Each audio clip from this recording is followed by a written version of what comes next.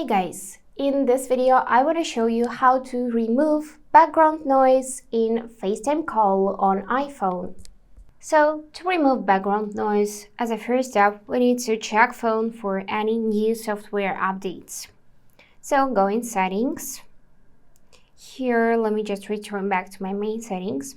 So here, find general, go in software update, and make sure that your device is up to date. So your device needs to be updated to the iOS 17 or later.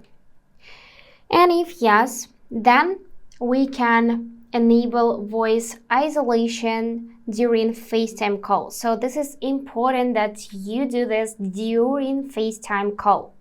So let's go in FaceTime. Here I'm gonna create new FaceTime. Tap here. Disable everything.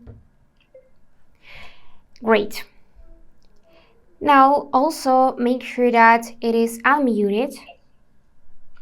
Swipe down from the top right corner to find this section with controls. So you'll see here above the control center, FaceTime and controls. You need to click it once and you will see some adjustments for the microphone as well as video. So if you want to remove background noise during call, then you need to pick this option, voice isolation. And that's it. Now just go back and enjoy your FaceTime call.